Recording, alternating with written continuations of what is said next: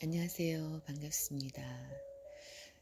지난번 시간에는, 첫 번째 시간에는 구속사 시리즈를 왜 읽어야 하는지, 또 제가 왜 추천하는지, 강력하게 추천하는지 간증을 잠깐 소개해 드렸고요.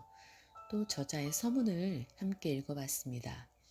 그런데 책을 읽을 때 이 책이 베스트셀러가 될 수밖에 없는 여러 가지 이유들을 가지고 있는데요. 먼저 이 책에 관해서 서평을 해주신 박사님들, 굴지의 유명한 수십 년을 성경을 연구해온 박사님들의 서평을 한번 함께 읽어보기로 하겠습니다. 연세대학교 교수, 전 서울장신대학교 총장님이셨고 현 연세대학교 명예교수님이시면서 백석대학교 석좌교수로 계시는 민경배 박사님의 서평입니다. 존경하는 박아브라함 목사님의 이번 저서에 대하여 함께 생각할 수 있는 시간을 갖게 된 것을 특별히 감사하게 생각합니다.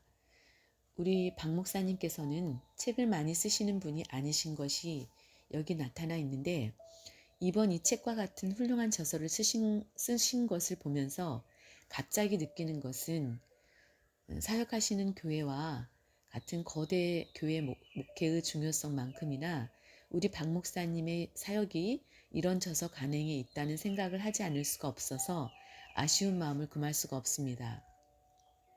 이 책을 들고 처음부터 읽어 나가면서 느끼는 것은 기도와 눈물과 감사, 그리고 성서에 대한 깊은 연구로 주야로 생각하고 명상하며 그 진리와 사랑의 경의로 감격하여 터지는, 그런 데서 글이 달구어지지 아니하고서는 이런 유의 글이 나올 수 없다는 그런 확신입니다.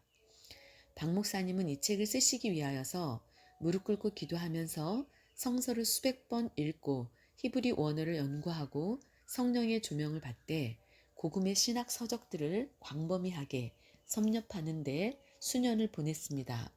하지만 그는 성서만 의지하고 이 글 전체를 써 나갔습니다. 학설의 인용이나 예화가 전혀 없습니다. 우리가 성서 말고 다른 것을 가지고 복음과 구원을 설명할 수 없다는 그런 경건이 여기 빛나고 있습니다.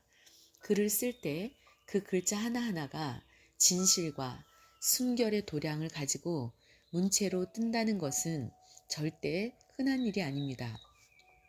그런 의미에서 이 글은 그런 순수성과 진실, 그리고 그 진리 때문에 근래 보기 드문 명저로 우리 교회와 대학의 서가에서 열독되어야 할 자산으로 길이 남을 것이라 확신합니다. 그의 방대한 성서 지식과 그 이해의 깊이는 이를 비견하기가 힘들 정도로 심원합니다. 저자의 머리에는 성서 전체의 방대한 글들이 다 색인화되어 있습니다. 무진장한 성서의 금광들, 그 광맥의 지도가 선명하게 그려져 있습니다. 그래서 언제나 연결시킬 고리들의 적절한 대상을 골라서 합성하는 대단한 구상력을 가지고 계십니다. 또 한 가지 눈에 띄는 것은 이 글이 1968년부터 연구하기 시작하여 1983년에 이르러 여러 차례 국내 사경회에서 말씀하시고 2005년에 그 대지를 완성하여 체계화하신 것인데, 그렇다면 50년의 목회와 40여 년에 걸친 기도와 사색을 통해 나타난 소산으로 그렇게 하고서라야 이런 글이 나왔다면 이것은 또 다른 의미에서 우리 학계의 숙연한 경고가 되지 않을 수 없습니다. 이 저서의 핵심적 가치는 이제부터입니다.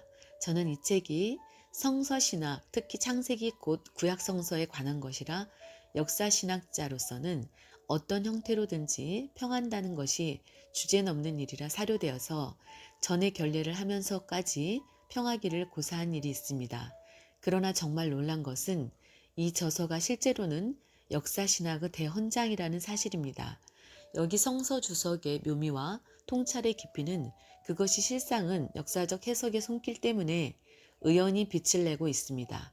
제가 역사학자라고 해서 그런 것이 아니라 실제 역사와 역사학에 대한 연구의 전제와 그 방법론, 그리고 역사 서술에 대한 예리한 판별력과 그 틀이 여기 남모르게 명시되어 있는 것입니다. 이것은 역사 연구의 새 계시입니다. 향후 역사 연구의 새 지표입니다. 그것이 1에서 40페이지에 이르러 명쾌하게 다듬어지고 있습니다.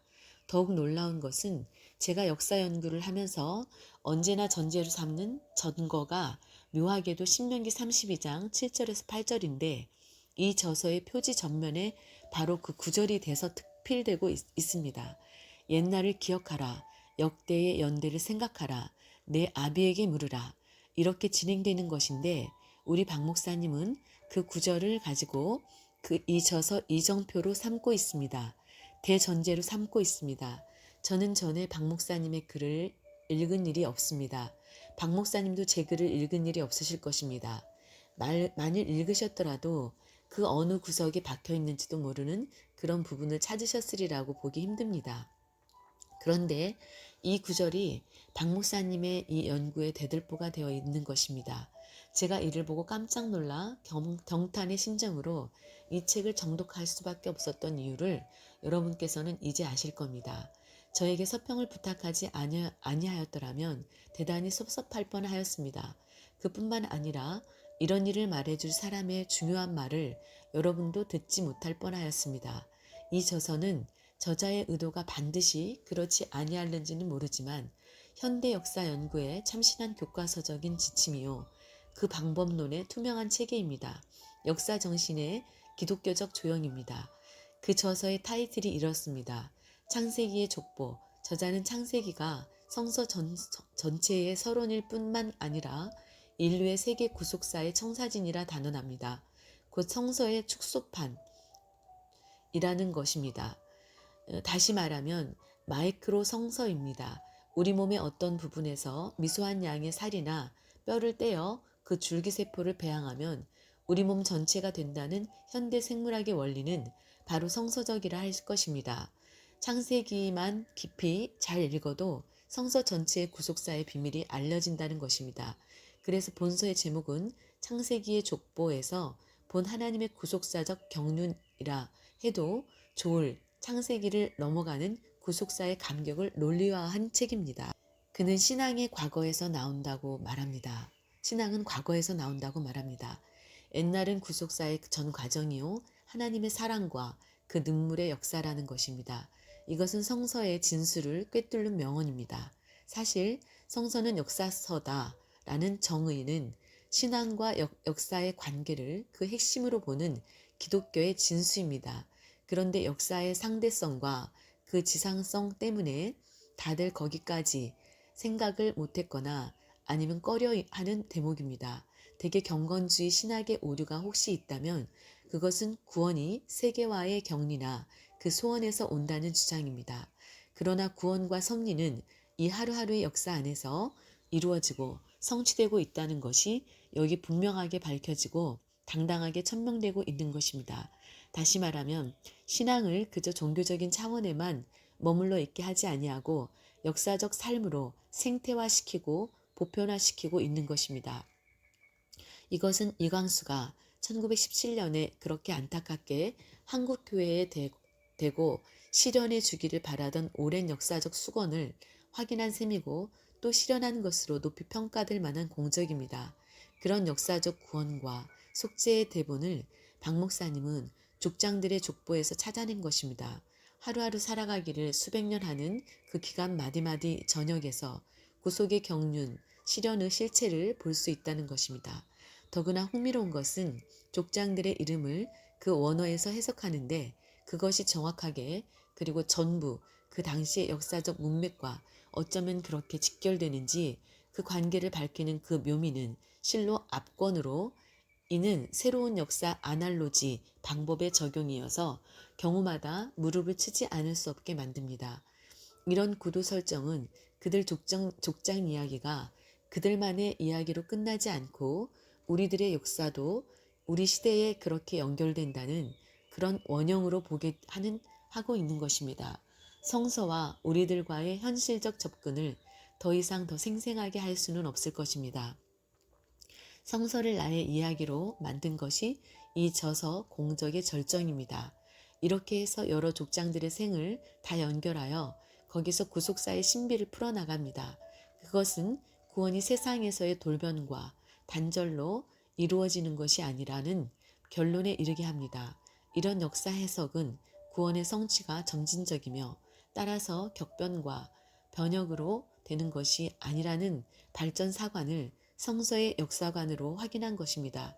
이런 점진성을 그는 에스겔이 그발 강가에서 본 계시, 곧 성전에서 스며 나오는 물방울들이 냇물이 되고 강을 이루고 대하를 이루어 마침내 바다를 소성시키는 그 긴 여정의 계시에서 판독하고 있는 것입니다. 그래서 약간은 무서운 말세론적 심판보다는 오히려 우리 주님의 영광스러운 재림으로 역사의 완성을 종말로 보는 은혜와 축복의 종말을 갈망과 감격으로 찬송하며 기다리게 하고 있습니다. 이것은 확실한 기독교를 감사와 환호 그리고 밝은 희망의 종교로 확인하는 복음입니다. 이 지상의 역사가 바로 하나님 역사라는 생명과 축복의 완곡한 표현입니다. 저자는 실로 경건한 신앙과 신학으로 구속사의 세계사를 일치시키는 대업을 수행하였습니다. 이것은 초기 어거스틴의 구속사, 세계사의 이분법을 극복하는 것으로서 기독교를 세계와 격리시키는 소분파적인 신비주의적 운둔을 경계하는 전통신학의 금자탑인 것입니다. 그런데 그것이 창세기 연구에서 추리되었다 함이 놀라운 것입니다. 역사가 한 직선으로 진행한다가 종말에 이르러 주님의 재림으로 그 완성을 본다면 그것이 바로 현대 역사 신학의 주류를 이루는 성례 신학과 성육신 신학의 개괄적 체계가 되는 것인데 그것이 이 저서에서 정확하게 기독교 신앙의 초석으로 박 목사님의 호처럼 휘선 곧 밝혀지고 선양되고 있는 것입니다. 이런 신학은 한국 교회가 하루속히 보완하고 갖추어야 할 필수적인 중추적 신학입니다. 이 저서는 우리에게 성서의 신묘한 깊이에 이르게 하는 가이드로서의 역할을 다한 것 말고도 기독교의 신학적 성서적 대계를 역사적 계보 연구에서 성취한 공적으로 더욱 한국 교회사에서 주목을 받아 마땅한 귀중한 업적으로 남을 것입니다. 만장하신 여러분께서는 이 믿음의 사도요 거대한 역사신학의 체계를 그렇게 깊이와 감명으로 수놓듯 밝히신 이 저서의 저자 박 아브라함 목사님께 만강의 박수를 보내시기를 바랍니다.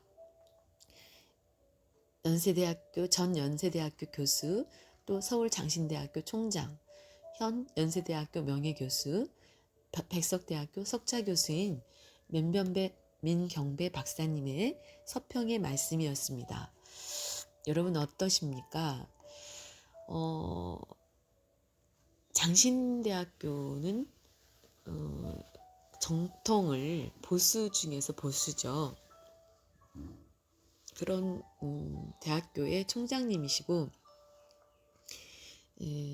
우리나라의 정말 내노라 하는 대학의 교수님이신 또 백석대학교의 교수님으로 계시는 민경배 박사님이 많은 석학들을 가르치는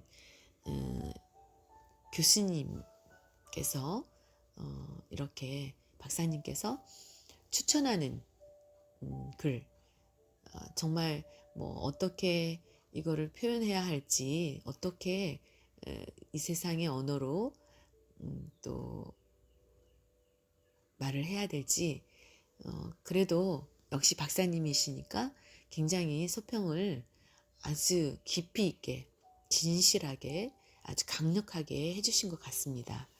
여러분 한번 이 추천해 주시는 이 박사님의 말씀처럼 또 저의 30여 년의 목회 또 성직자의 길을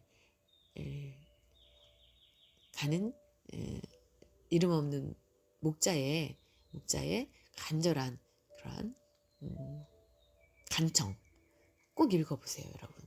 그러면 정말 가슴에서 성령님이 여러분을 강하게 두드리시는 하나님의 세미한 음성, 하나님의 뜨거운 사랑의 음성을 들을 수 있는 그러한 기회가 될 겁니다. 그리고 여러분이 성경 보는 눈이 밝게 열리게 될 겁니다. 여러분, 많은 주변 분들에게 성경을 궁금해 하시고 계시고 사모하시는 분들에게 자신 있게 권해 보시기 바랍니다. 구속사 시리즈 추천하는 필독서입니다. 신앙의 필독서입니다.